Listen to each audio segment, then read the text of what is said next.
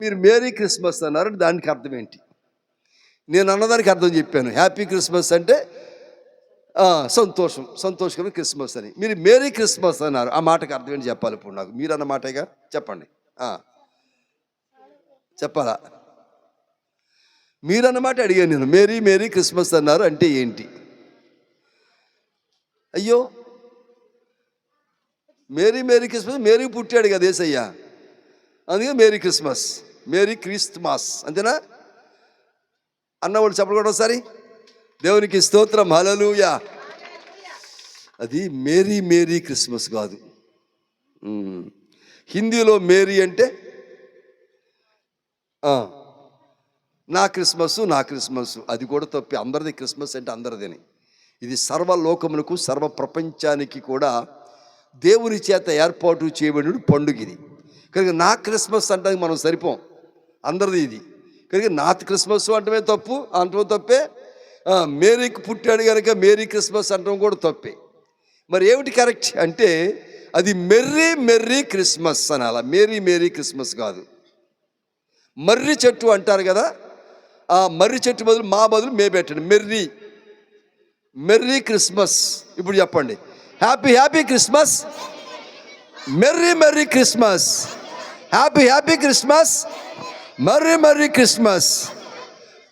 Merry అంటే ఆ మాటకి అర్థం ఏంటంటే నేను సంతోషకరమైన క్రిస్మస్ అని అన్నాను కదా, మీరేమంటున్నారంటే ఇంకా అధికమైన సంతోషమైన క్రిస్మస్ అని మీరు అంటున్నారు, అంతే తేడా. మెర్రీ అంటే హ్యాపీ అంటే సంతోషం, మెర్రీ అంటే అధికమైన సంతోషం. అర్థమైంది ఈ మాటకి? మెర్రీ అంటే అధికమైన సంతోషం. కనుక నేను ఒకసారి హ్యాపీ అంటే మీరు 2 సార్లు అంటున్నారన్నమాట. మరి చెబుతా ఇప్పుడు, happy happy Christmas, marry marry Christmas, happy happy Christmas, marry marry Christmas. ఎన్ని సంవత్సరాల నుంచి మీరు క్రిస్మస్ చేస్తున్నారు చెప్పాలి నాకు. మీరు ఎవరో ఒకళ్ళు ఎన్ని సంవత్సరాలు క్రిస్మస్ చేస్తున్నారు చెప్పాలి. ఎవరు చెప్పినా పర్వాలేదు. పిల్లలు అయితే 2, 3, 4, 5 సంవత్సరాలు చేస్తారు. పెద్దవాళ్ళు అయితే 10, 15, 20 సంవత్సరాలు చేస్తూ ఉంటారు కదా. ఇన్ని సంవత్సరాల క్రిస్మస్లో ఏమి నేర్చుకున్నాం? ఏమి నేర్చుకున్నాం? ఏమి నేర్చుకున్నామంటే క్రిస్మస్ అంటే పండగ నేర్చుకున్నాం కదా. క్రిస్మస్ అంటే ఏంటి? పండగ నేర్చుకున్నాం. ఒకవేళ ఈరోజు క్రిస్మస్ కాకుండా మామూలుగా ప్రార్థన పెట్టి రమ్మంటే మీరు ఎంతమంది రారు? బంధువులుగా, స్నేహితులుగా కదా, తెలిసిన వాళ్ళంగా ఎంతమంది రారు. కానీ ఈరోజు పండగ అనగానే ఎంతమంది వచ్చారు. కానీ క్రిస్మస్ అంటే పండుగ.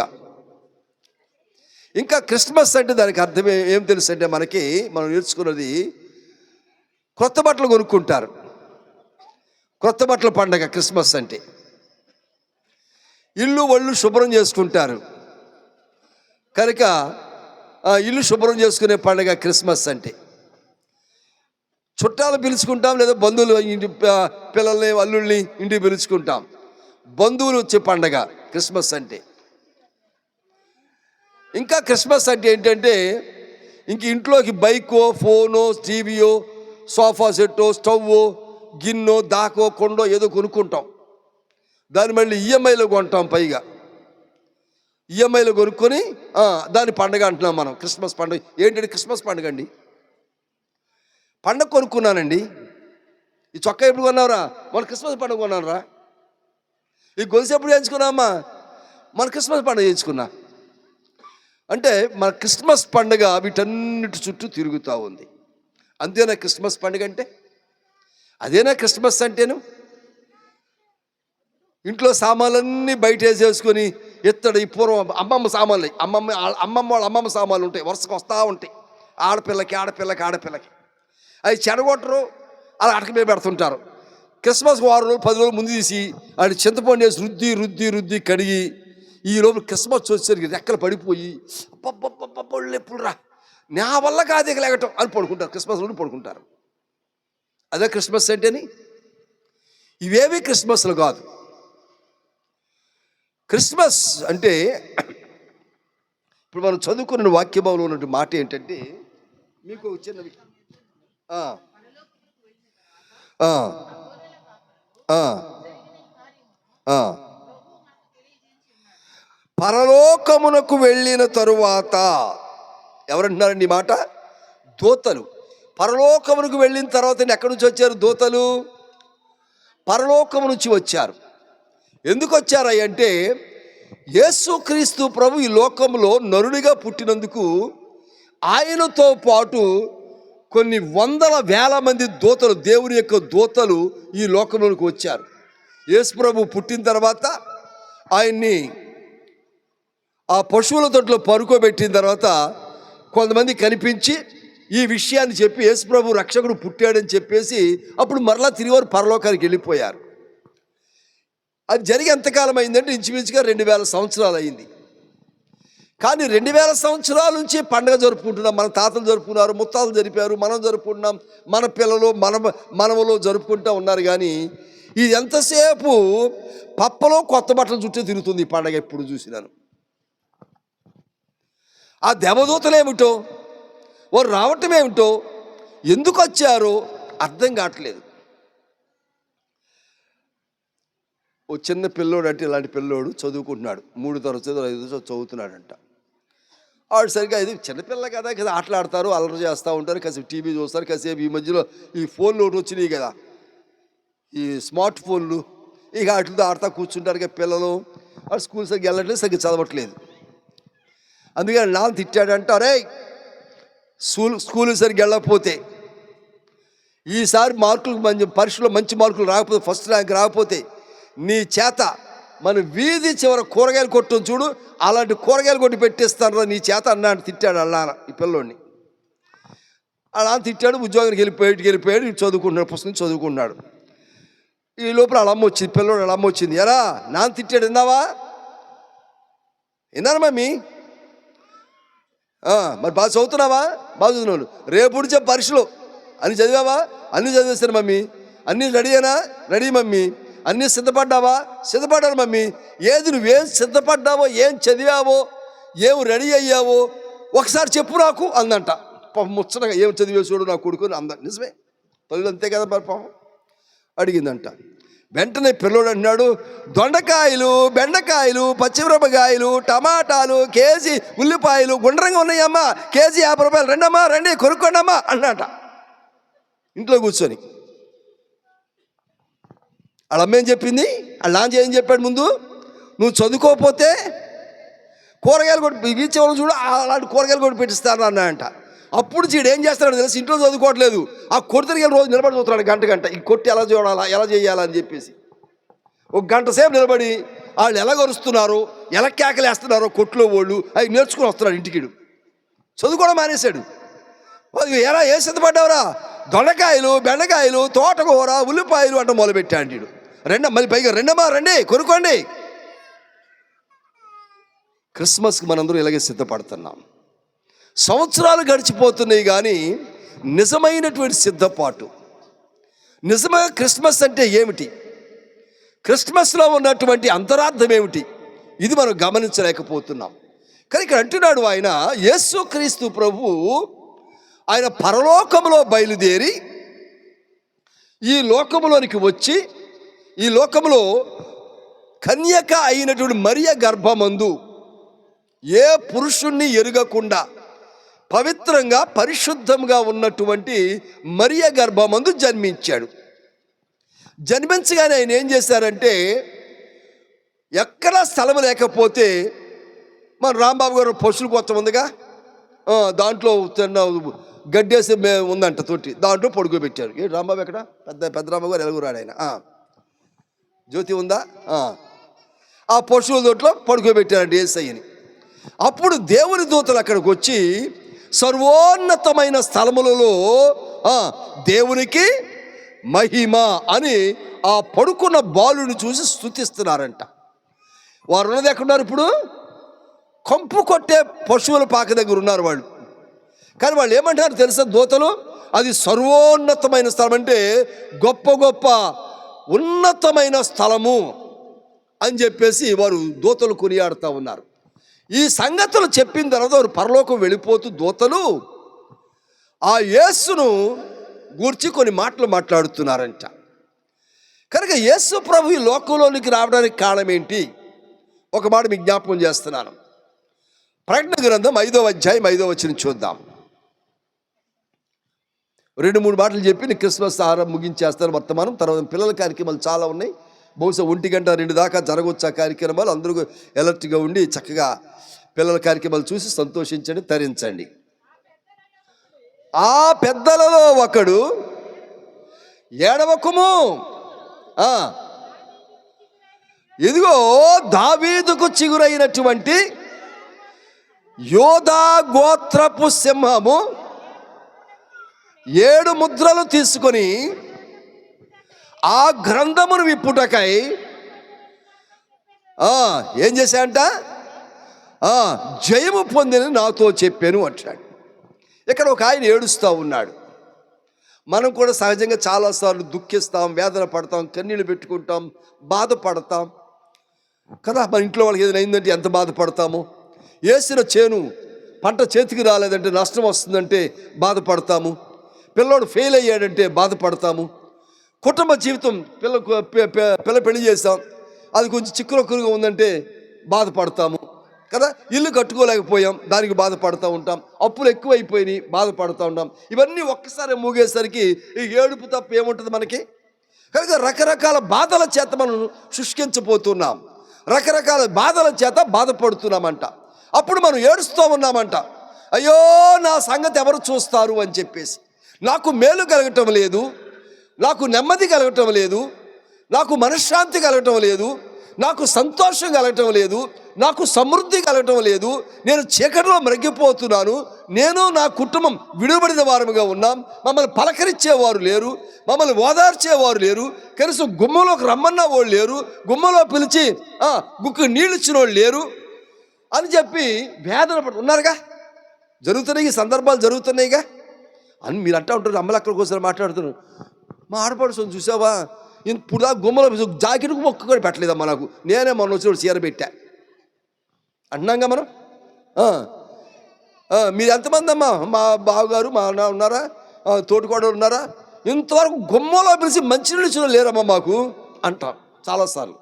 నిజమే, చాలాసార్లు దుఃఖిస్తున్నాం, వేదన పడుతున్నాం, మంచితనం కనిపించట్లేదు మనకి, బాధపడుతూ ఉంటేనంట ఒక ఆయన అంటున్నాడు, నీవు ఏడవకుము. చెప్పకూడదు ఒకసారి. ఆమేన్, దేవునికి స్తోత్రం.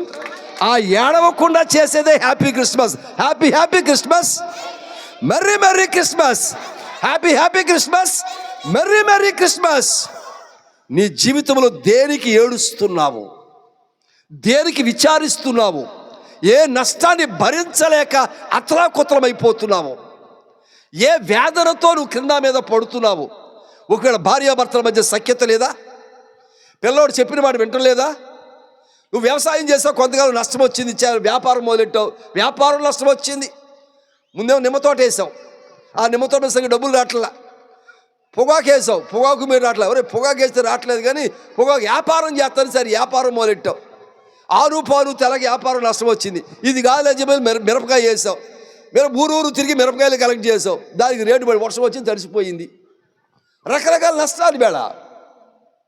ఈ నష్టాలు పూడ్చుకోలేక వేదన పడుతూ బాధపడుతూ ఏడుస్తున్న పరిస్థితులు నీవు ఏడవకుము.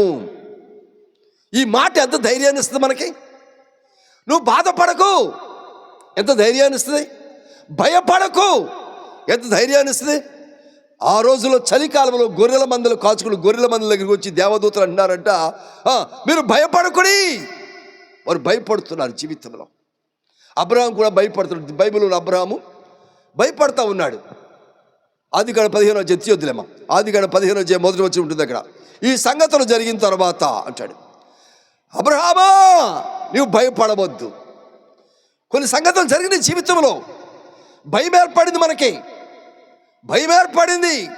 ఏ పని చేద్దామని నష్టం వస్తుంది, దేనికి ముందుకు సాగలేకపోతున్నాం, రకరకాలుగా ఇబ్బంది పడుతున్నాం.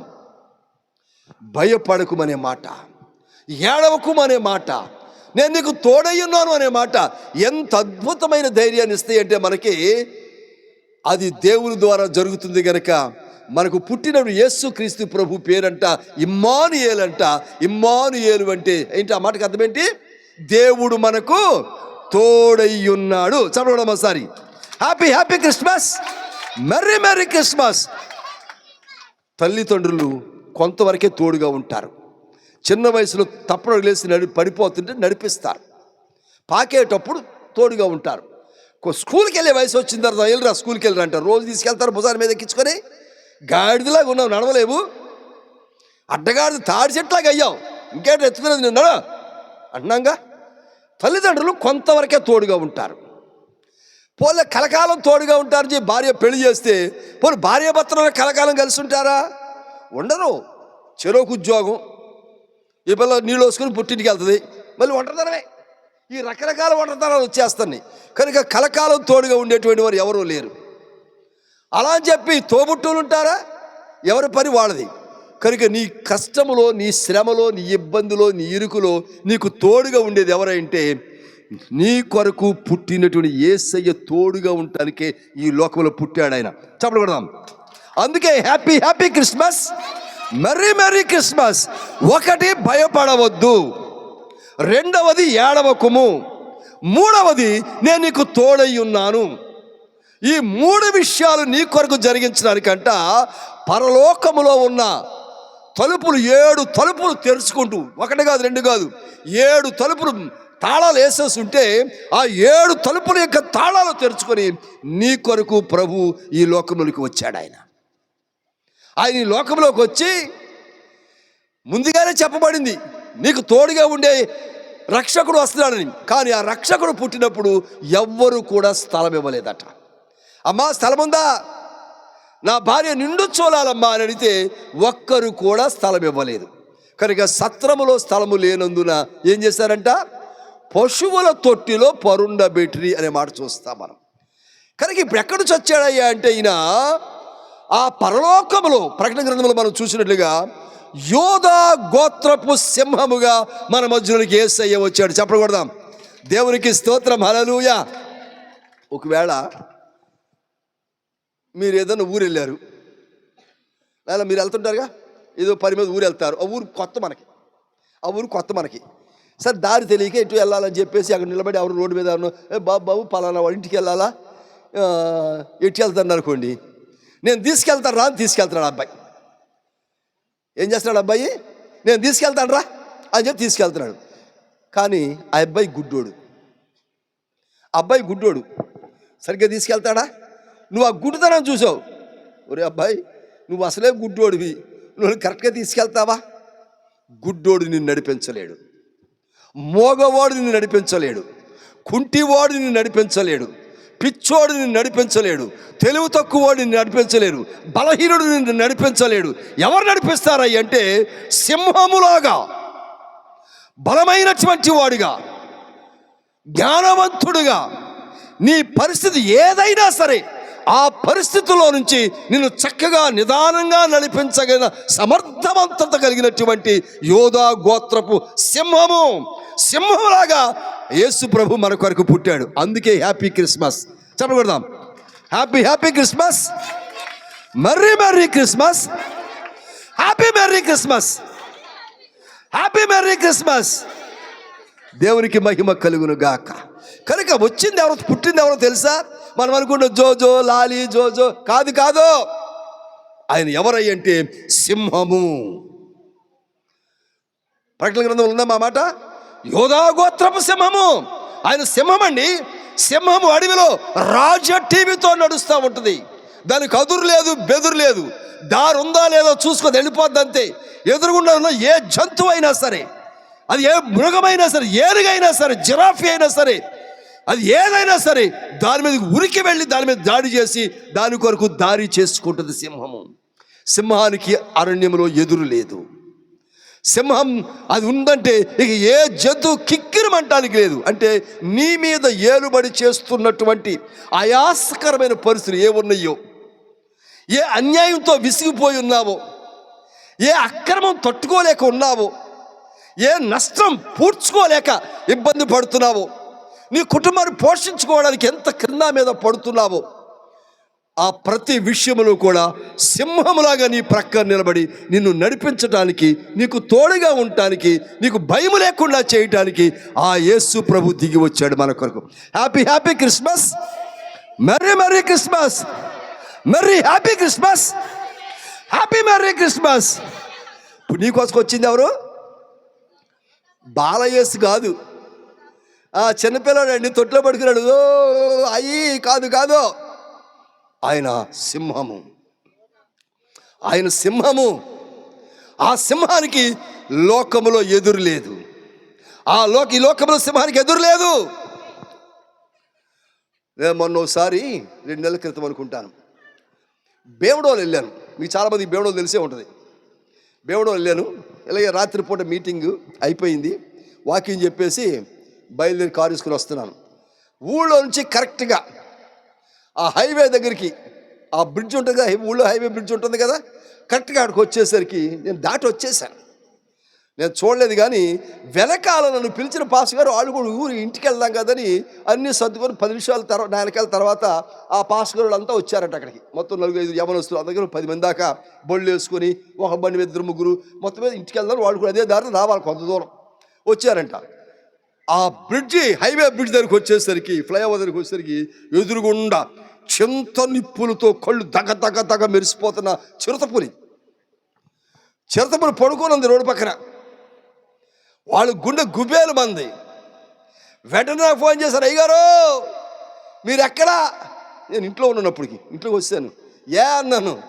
అంటే అయ్యగారు మీరు వెళ్ళిన దారిలో ఆ ఫ్లైఓవర్ ఉంది కదా, మన ఊర్లోంచి బయటకు వచ్చే దారి ఫ్లైఓవర్ బ్రిడ్జ్, హైవే షరతు ఉంది అయ్యగారు, ఇప్పుడు ఇక్కడే ఉంది అయ్యగారు. అది దాని వెంటనే వీడియో తీసి, అయ్యగారు దీన్ని దాటికి వెళ్ళారు, ఎక్కడ వెళ్ళిపోయారు మీరు, ఇది ఎక్కడున్నారు అయ్యారు? నాకు ఫోన్ చేస్తున్నారు. ఒరే బాబు ఇంటికి వచ్చేసాను ఆయన పాస్ గారు, నేను నాకు ఆ చింత లేదు, నాకు హ్యాపీగా ఇంటికి వచ్చేసరి చెప్తుంటే అప్పుడు కానీ వాళ్ళు ఊపిల్చుకుంది కింద.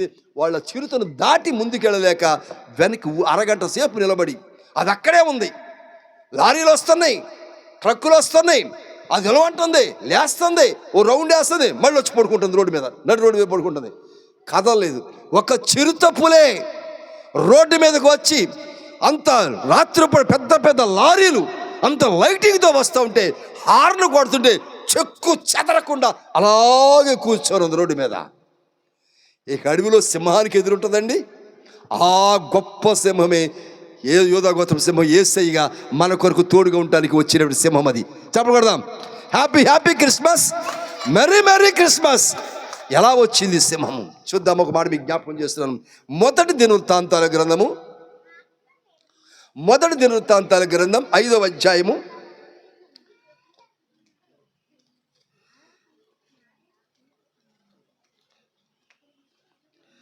5వ అధ్యాయం 2వ వచనం చూద్దాం.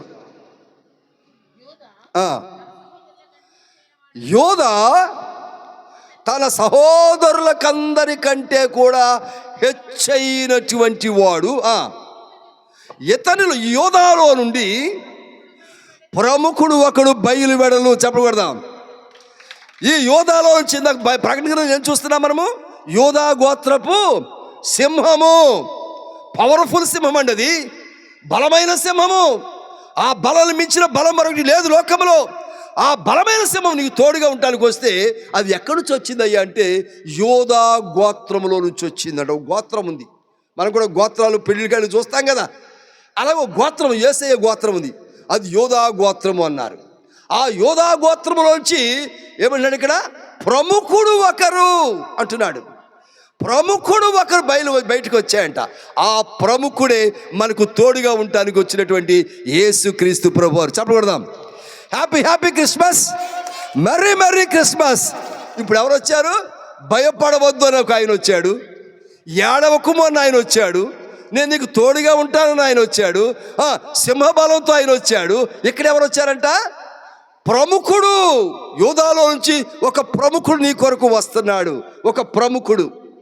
నీ ప్రక్కన మీ ఎమ్మెల్యే గారు ఉంటే నీకెంత బలమో, అవునా కాదా? నీ ప్రక్కన ఊళ్ళోకి వచ్చి కలెక్టర్ గారు నీ పేరు పిలిచి అయ్యా రాయ్యా అని పిలిస్తే సెంటర్ నిలబడి పలానా ఆయన ఉన్నాడు, నా ఫ్రెండ్ అండి, నాకు తెలుసు ఆయన అన్నాడు అనుకోండి, నీకెంత బలమో. ప్రముఖులు నీ వెరిగి ఉంటే నీకెంత బలమో, నీకెంత సత్తానో, ఎంత శక్తో నీకు. ఇప్పుడు అన్నాడు, ఒక ప్రముఖుడు నీ కొరకు వస్తా ఉన్నాడు. దేవునికి స్తోత్రం, హల్లెలూయా. ఆ ప్రముఖుడు ఎలా వచ్చాడయ్యా అంటే యోధాలో నుంచి. ఈ యోధ అనేటువంటి, యోధ అంటే ఆ మాటకు అర్థం ఏంటంటే ప్రభువును స్తుతించడం. ఏం లేదు, వెరీ సింపుల్. ఏంటయ్య అంటే ప్రభువును స్తుతించడం. అందుకనే యేసు ప్రభు పుట్టినాడు, పరలోకపు దూతలు వచ్చి సర్వోన్నతమైన స్థలములో దేవునికి మహిమ అని చెప్పేసి అక్కడ స్తుతిస్తూ ఉన్నారు. స్తుతండి, ఇంకేమి లేదు. యేసు క్రిస్మస్ అంటే నీ కొరకు ఇన్ని అద్భుతమైన లక్షణాలు కలిగిన దేవుడు నీ కొరకు వచ్చినప్పుడు నువ్వు స్తుతించగలిగితే దాన్ని ఏమన్నారంటే క్రైస్ట్ మాస్. క్రిస్టమస్ అని అంటే క్రీస్తు యొక్క ఆరాధన. ఈ లోకంలో ఇప్పుడు దాకా ఎంతమంది పుట్టారు, చాలా ప్రముఖులైన వారు పుట్టారు లోకంలో. ఇప్పుడు రాజులు పుట్టారు, రాష్ట్రపతులు పుట్టారు, ప్రధానమంత్రులు పుట్టారు, రాజకీయ నాయకులు పుట్టారు, ప్రపంచాన్ని పరిపాలించే వారు పుట్టారు, ప్రపంచంలో ధనికులైన వారు పుట్టారు, ప్రపంచ రాజకీయ నాయకులు పుట్టారు, ప్రపంచాన్ని నడిపించగలిగిన ఆ యొక్క జ్ఞానము కలిగిన వారు పుట్టారు. కానీ యేసయ్య పుట్టుక మాత్రము ప్రపంచానికి ఒక వింత, ప్రపంచానికి ఒక ఆదరణ, ప్రపంచానికి ఒక బలం, ప్రపంచానికి ఒక ఇంధనం, ప్రపంచానికి ఒక ఇన్ఫ్లుయెన్స్, ప్రపంచాన్ని ముందుకు నడిపించేది యేసయ్య జనులు మాత్రమే. దేవునికి స్తోత్రం, హల్లెలూయా. అందుకనే ప్రసంగి గ్రంథంలో మాట ఉంది, ఏమిటది? ఒకని జన్మదినము కంటే ఒకని మరణదినమే మేలు అంటాడు. చాలామంది పుట్టినరోజు జరుపుకుంటా, మంచిదే. బైబిల్లో ఇద్దరు పుట్టినరోజు జరుపుకున్నారు. బైబిల్ మొత్తానికి ఇద్దరు పుట్టినరోజు జరుపుకున్నారు. ఎవరై అంటే పాత నిబంధన గ్రంథం అంతట్లోనూ కూడా ఒక చక్రవర్తి గారు పుట్టినరోజు జరుపుకున్నారు. ఆయన పేరు ఫరో. క్రొత్త నిబంధన గ్రంథంలో మరొక చక్రవర్తి గారు పుట్టినరోజు జరుపుకున్నాడు. ఆయన పేరు హేరోదు. వీళ్ళిద్దరు తప్ప బైబిల్లో పుట్టినరోజు జరుపుకునే వారు ఎవరూ లేరు.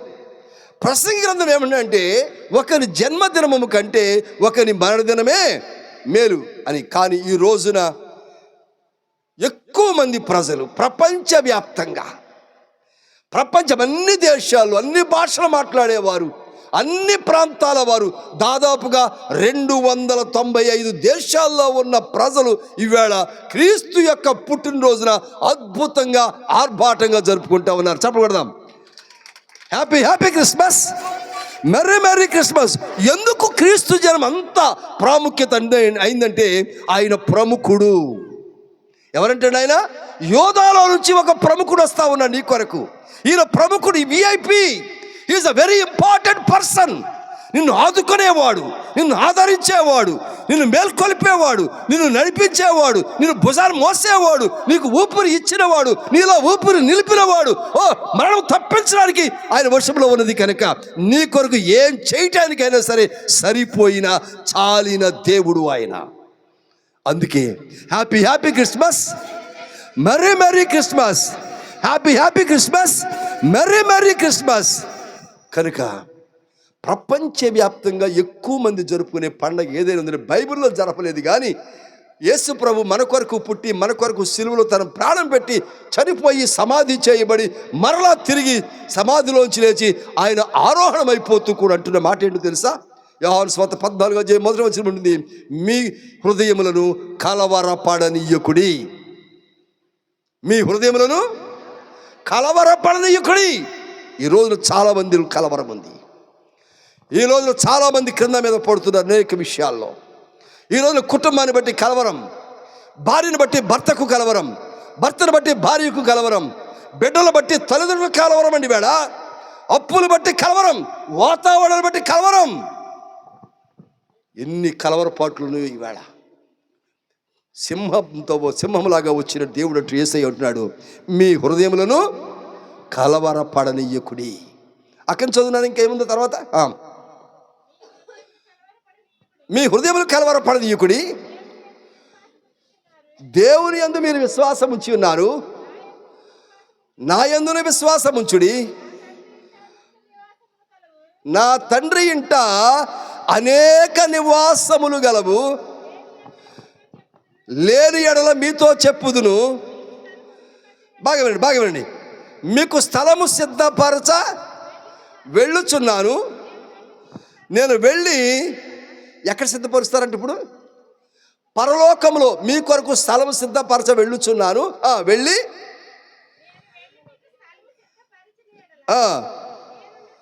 నేనుండు స్థలంలో మీరును ఉండులాగున మరలా నేను వచ్చి, నేను ఎక్కడ మీకోసం ఇల్లు కట్టానో మీకు తెలియదు కనుక మిమ్మల్ని తీసుకుని వెళ్ళి ఆ ఇంట్లో పెడతాను. చెప్పకూడదు ఒకసారి happy Christmas, merry Christmas. Pastor గారు ఏలూరు ఇప్పుడు మనమున్న ఇల్లు 89 సంవత్సరాలు కట్టాను. 1988-89 సంవత్సరాలు కట్టాం దాన్ని. ఇల్లు ఇప్పుడు మనం ఉన్న ఇల్లే కట్టాం. ఇల్లు కడుతున్నాను కదా, నేను భర్తనే కదా. ఆ ఇల్లు కట్టేటప్పుడు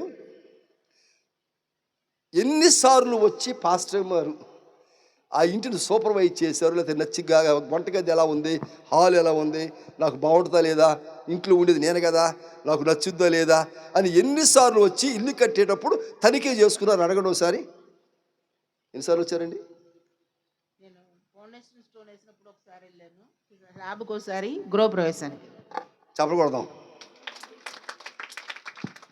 ఫౌండేషన్ వేసినప్పుడు, పునాది వేసినప్పుడు ఒకసారి వచ్చారు, స్లాబ్ వేస్తున్న రోజున వచ్చారు, మూడోది గృహప్రవేశానికి. అంతే. ఇక మధ్యలో ఇల్లు దేంతో కట్టాను, ఏం పెట్టి కట్టాను, లోపల ఇనుమే పెట్టానా, బంగారమే పెట్టానా, నాపరాయే పెట్టానా, ఇప్పటికీ తెలియదు. అడ్రస్ కూడా తెలియదు. పాసమే నేను బడి మీద తీసుకెళ్తాను ఆటమే, అడ్రస్ కూడా తెలియదు అక్కడికి. ప్రభు అంటున్నాడు, ఎస్, ఇక్కడ నీ ఊళ్ళో నీ పొలం ఎక్కడో తెలవదు నీకు, అందుకే అన్ని తగాదాలు వస్తున్నాయి. నీ ఇంటి స్థలం ఎక్కడ దాకా ఉందో నీకు అర్థం కావట్లేదు, అందుకే స్థలాలు గొడవలు అవుతున్నాయి సరిహద్దుల్లో. నాదంటే నాది లాక్కుంటున్నారు. ఇప్పుడు పక్కోడు, ఈ పక్కోడు, ఆ పక్కోడు, 4 పక్కల. చింతలపూడిలో మా తాతగారి స్థలం ఒకటి ఉంది. చింతలపూడి మా తాతగారిది స్థలం. అది ఉన్నట్టు మొన్నటిదాకా నాకు కూడా తెలియదు, మా నాన్నగారికి తెలియదు ఆ సంగతి. మొన్న ఏదో విషయంలో బయటకు వచ్చింది. సరే, నాకు తెలిసిన విషయం ప్రకారం దాదాపుగా 15 సెంట్లు ఉండాలి అది. ఆ స్థలం 15 సెంట్లు ఉండాలి మా తాతగారి సంబంధించి. సరే, నా పిల్లల్ని తీసుకుని ఒకసారి చూసి వద్దాం స్థలం మీద 15 సెంట్లు అంటున్నారు కదా. ఇల్లు చూస్తే ఎంత ఉందో తెలుసా? ఇదిగో ఇదే, ఈ పిల్లలు ఉన్నాయా, ఈ పిల్లల దగ్గర నుంచి ఇది ఈ బార్ ఉంది, ఇది 15 సెంట్లు ఉండదండి ఇది. అక్కడ రోడ్డు, ఆ రోడ్డు దాన్ని కొంచెం జరుపుకుంటూ సంవత్సరం వచ్చారు, ఇక్కడ దాకా వచ్చారు. ఇది అక్కడ ఉంటుంది, ఆ లైట్ అవతల ఉంటుంది. జరుపుకుంటూ వీళ్ళు వచ్చారు. ఈ 4 పక్కల వచ్చేసారు. పైకి ఏం చేశారో తెలుసా? ఈ కొద్ది మొక్కలో నుంచే ఈ మధ్యలో ఆ చివరి రోడ్డు నుంచి ఈ చివరి రోడ్డుకి రోడ్డు కూడా వేసారు. నడకదా రోడ్డు వేశారు, కారు వెళ్ళిపోద్ది. అంటే ఈ స్థలమే కావాల్సి వచ్చింది వాళ్ళకి. ఇవాళ మన స్థలం మనకు అర్థం కావట్లేదు ఎక్కడ ఉందో. ఈరోజు ఏలూరులో మన వాళ్ళు ఒకరు చనిపోయారు, మన సంఘస్థు బిడ్డ చనిపోయారు. సమాధి దొడ్డికి ఫోన్ చేసి, ఇక్కడ మనకలాగా ఉండదు, అక్కడ చుట్టూ కాంపౌండ్ బట్టి గేట్ పెట్టి పర్మిషన్ తీసుకోవాలి. అక్కడ వాళ్ళు ఫోన్ చేసి, ఒకళ్ళు చనిపోయారు మా సంఘంలోను, సమాధి చేయాలా, మాకు స్థలం కేటాయించిన ఓ మాట అని తెలుసా? అయ్యారు, సమాధి దొడ్లో స్థలం లేదండి. ఏం లేదంట? సమాధి చేయడానికి స్థలం లేదు, మరొక ఏర్పాటు మీరు చేసుకోండి అని చెప్పారు వాళ్ళు. ఇవాళ సమాధి చేయడానికి ఇవాళ స్థలం లేదు ఇక్కడ మనకి. ఉండటానికి ఇల్లు కాదండి, ఉండటానికి ఇల్లు కాదు. చనిపోతే సమాధి చేయని స్థలాలు లేవు ఇక్కడ. ప్రభు అంటున్నాడు, నాతో పాటు నీవు ఉండునట్లుగా. యేసు ప్రభు పుట్టడానికి వచ్చినప్పుడు స్థలం ఇచ్చాం మనం? ఇవ్వలేదుగా. సత్రంలో కూడా స్థలము లేనందున ఉంది అక్కడ, స్థలం ఇవ్వలేదండి మనం. ఇప్పటికే మనం స్థలం ఇవ్వలేదు. అది క్రిస్మస్ అంటే మనకు తెలీదు. ఇప్పటికీ కూడా యేసయ్యకు స్థలం ఇవ్వట్లే మనం. కొత్త బట్టలకు ఇచ్చినంత విలువ యేసు పుట్టుక ఇవ్వట్లేదు మనం. ఓ యవనస్తుడు క్రిస్మస్ పేరు చెప్పి సెల్ ఫోన్ కొనుక్కోవడానికి ఇచ్చిన విలువ యేసయ్యకి ఇవ్వట్లేదు. కొత్త చీర కొనుక్కోవడానికి ఇచ్చిన విలువ క్రిస్మస్కి ఇవ్వట్లేదు ఈవేళ. అందుకే మనం దీవెన ఆశీర్వాదం పొందుకోలేకపోతున్నాం. నిజమైన రక్షణ మనకు లేదు. ఆ ఇమ్మానుయేలు దేవుడు నీకు తోడుగా ఉండకపోవటానికి, నువ్వు శ్రమల పాలవటానికి, కష్టాల పాలవటానికి, నష్టాల ఊబిలో కూరుకుపడే కారణం ఏంటంటే నువ్వు యేసయ్యకు స్థలం ఇవ్వటం లేదు, చోటు ఇవ్వటం లేదు, గుర్తించడం లేదు. నువ్వు అయినను ప్రభు ఏమన్నారు తెలుసా? నీ కొరకు స్థలం పరలోకములు, ఇక్కడ కాదు. ఇక్కడైతే రిజిస్ట్రేషన్ ఓడమంటుంది. స్టాంపులు సరిపోయినంటే సరిపోలేదు, రిజిస్ట్రేషన్ చేశాక కూడా ఎవడో ఇచ్చి కబ్జా చేస్తాడు. పరలోకంలో కబ్జాలు ఉండవండి. ఏముండవు పరలోకంలో? కబ్జాలు ఉండవు. నీ కొరకు స్థలము సిద్ధపరచ వెళ్ళుచున్నాను, మరలా వచ్చి నిన్ను తీసుకుని వెళతాను. ఈ రోజున యేసయ్యకు నువ్వు స్థలం ఇస్తే, ఆ బలమైన దేవుడు, భయపడవద్దని చెప్పిన దేవుడు, నీకు తోడుగా ఉంటానని చెప్పిన దేవుడు, నువ్వు ఏడవద్దని చెప్పిన దేవుడు, సింహ బలముతో నీకు సపోర్ట్ చేయడానికి నీ ప్రక్క నిలబడి నిన్ను ధైర్యపరచడానికి వచ్చిన దేవుడు, నిన్ను ముందుకు నడిపించడానికి వచ్చిన దేవుడికి ఈరోజు నువ్వు చోటిస్తే, నువ్వు స్థలం ఇస్తే, నీ కొరకు పరలోకములో స్థలం సిద్ధపరుస్తూ ఉన్నాడు.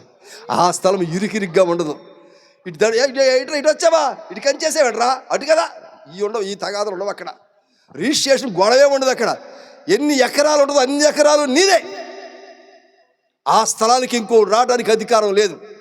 ఎవరి స్థలం వాళ్ళకు ఉంటుంది అక్కడ. ఈ రోజు నువ్వు కొంచెం స్థలం ఇచ్చి చూడు, ఎంత ఇస్తారు స్థలం చేసుకి? ఒక్క మాట చెప్పు నాకు. ఆ రోజు పుట్టినప్పుడు ఎవరు కూడా స్థలం ఇవ్వలేదు. ఒకడు నీకు తోడుగా ఉంటాడు, నువ్వు భయపడక్కర్లేదు, నువ్వు ఏడవక్కర్లేదు. సింహబలంతో నీకు తోడుగా ఉండడానికి వస్తున్నాడు, నేను నడిపించడానికి వస్తున్నాడు కనుక అటువంటి రక్షకుడికి నువ్వెంత స్థలం ఇస్తావో చెప్పు ఒకసారి. అమ్మా ఎంత ఉంటుందమ్మా అది ఎంత ఉంటుంది? ఊరికి ఉదాహరణ చెప్పండి. నీ బ్రతుకులో అక్కర్లా, అంతొద్దు. అంతలో ప్రభు ఉండలేడమ్మా, వద్దు. ఆయన గాలి ఆడదు అక్కడ. ఆయనకి ఎంత చాలో తెలుసా? ఆవగించంత చాలు ఆయనకి. చెప్పకూడదాం happy happy Christmas, merry merry Christmas. ఏమన్నాడు ఆయన? ఆవగించంత విశ్వాసుడు చాలు అన్నాడు కదా. మరి ఇంతలో ఎందుకు ఆయనకి? వదే, ఆయన కూరనుకుంటాడు ఆయన. ఎంత కావాలి ఆయనకి? మీరు వంటగదిలో వంటలు వాడి చాలు, తాలింపులు వేసేటువంటి ఆవగింజంత విశ్వాసం, అంతటి స్థలం నువ్వు ఇవ్వగలిగితే చాలు, పరలోకం మొత్తం నీ కొరకు రాసిచ్చేస్తున్నాడు ఆయన. దేవునికి స్తోత్రం, హల్లెలూయా. ఈ రోజున మీ ఇళ్ళు చాలా బాగా కట్టుకున్నారు, చాలా సంతోషం, చాలా డబ్బు ఖర్చు పెట్టారు, లక్షలు ఖర్చు పెట్టి ఇల్లు కట్టుకున్నారు, బాగున్నాయి. సంవత్సరం పాటు 50 లక్షలు ఖర్చు పెట్టి కట్టిన ఇల్లు చాలా బాగుంది. ప్రభు అంటున్నాడు, నీ కొరకు స్థలము సిద్ధపరచ వెళ్ళుచున్న మాట చెప్పి 2000 సంవత్సరాలు అయింది ఇప్పటికి. అంటే 2000 సంవత్సరాల నుంచి ప్రభు ఏం చేస్తున్నాడు? ఎవరైతే ఆవగింజంత స్థలం ఇస్తారో వారి కొరకు ఇల్లు కడతా ఉన్నారు ఆయన. 2000 సంవత్సరాలుగా కట్టుచున్న ఇల్లు బాగుంటుందా బాగుదా? దేంతో కడతారు చెప్పండి ఇప్పుడు ఆయన? బంగారపు వీధులతోనూ, రత్నములతోనూ, వజ్రములతోనూ, పగడములతోనూ, వైడూర్యములతోనూ. సూర్యుడు ఎక్కర్లేదు అక్కడ, కరెంటు బిల్లు ఉండదు అక్కడ, కరెంటు షాకులు కొట్టవు అక్కడ, గ్రైండర్ పనిచేస్తుందో చూసుకుని అక్కర్లేదు అక్కడ, ఫ్రిడ్జ్ పనిచేస్తుందో చూసుకుని అక్కర్లేదు అక్కడ, మోటార్ ఆడుతుందో లేదో అక్కర్లేదు. ఎప్పుడు కూడా గొర్రె పిల్ల మహిమయే. ఆ యోధా గోత్రపు సింహమే నీ కొరకు గొర్రె పిల్లగా మారిపోయి సిలువలో బలయ్యారు కదా. ఆ గొర్రె పిల్ల మహిమయే ప్రకాశిస్తా ఉంటుంది. ఆ ప్రకాశమే క్రిస్మస్ రోజున నక్షత్ర రూపములో మన ముందు ప్రదర్శించబడతా ఉంది. Happy happy Christmas, merry merry Christmas. ఆ నక్షత్రాలను చూసే వారందరూ కూడా ప్రభువును కొనియాడుతున్నారు. ఈ రోజున ఈ క్రిస్మస్ని బట్టి ప్రభువును వెంబడించుదాం, ప్రభువును కలిగి ఉందాం. ప్రభు ఏం చెప్తున్నాడు? 4 పాయింట్లు చెప్పాను మీకు. ఏం చెప్తున్నాడు చెప్పండి? 1, భయపడకము. 2వది, ఏడవకము. 3వది, తోడై ఉంటాను. 4వది, సింహ బలము. సింహంలాగా నీ తోడుంటా. నీకేంటి, నీకు ఎదురులేదు, ఇంకా సింహంలాగా నేను నీ తోడై ఉంటాను. 5వది, నీ కొరకు పరలోకంలో స్థలం ఉంటుంది. ఈ రోజున ఆవగింజంత స్థలం ఇచ్చాలు. అదే నీకు హ్యాపీ క్రిస్మస్, అదే సంతస క్రిస్మస్. అప్పుడు నీకు సంతోషం వచ్చేస్తుంది. అప్పుడే దేవుని యొక్క ప్రభావం చదింపబడతాం. Happy happy Christmas, merry merry Christmas. ఇంకా స్థలం ఇవ్వకు. ఇన్ని మాటలు విన్నాక, ఇన్ని సంవత్సరాల తర్వాత కూడా ఇంకా నువ్వు స్థలం ఇవ్వకుండా, ప్రభు దగ్గర రాకుండా, యేసు రక్షకుడు అంగీకరించకుండా ఇంకా నువ్వు వాయిదా వేస్తూ ఉంటే నీకు పరలోకంలో రాజ్యంలో స్థలం ఉండదు. నేను నా స్థలాన్ని నా ఇంటిని చూస్తున్నాను పరలోకంలో. ఆల్రెడీ నా ఇంటిని నేను పరలోకంలో చూసుకున్నాను. ప్రభు చెప్పేశారు, నాకు రిజిస్టర్ చేశారు నాకు ఇల్లు. ఈ ఇల్లు నీదే అని చెప్పారు నాకు. చెప్పడం ఒకసారి. దేవునికి స్తోత్రం. బదులు ఈ ఇల్లు నీదే. ప్రభుజీ అందమైన చాలా భవంతి నాకు చూపించి ఇల్లు నీదే అన్నారు. మరి మీ ఇల్లు ఎక్కడ చెక్ చేసుకుని ఆవగింజంత స్థలం ఇవ్వండి ఆయనకి. ఎకరాల కొద్ది ప్యాలెస్లు, బంగ్లాలు పరలోకంలో సిద్ధపరుస్తున్నాడు. అట్టి కృప ఈ క్రిస్మస్ ద్వారా ఈ వర్తమాన మాటలు విన్న మీ అందరికీ దేవుడు ఇచ్చునుగాక. అందుకు నీవు ఆవగింజంత స్థలాన్ని దేవుడికి ఇచ్చుదువుగాక. ఆవగింజంత అవకాశాన్ని ప్రభువుకి ఇచ్చుదువుగాక. ఇక అపవాదికి ఎంత మాత్రం అవకాశం లేకుండా ప్రభు కొరకు జీవించుదువుగాక. ప్రభు నిన్ను ప్రేమించునుగాక. Happy happy Christmas, merry merry Christmas, happy happy Christmas, merry merry Christmas.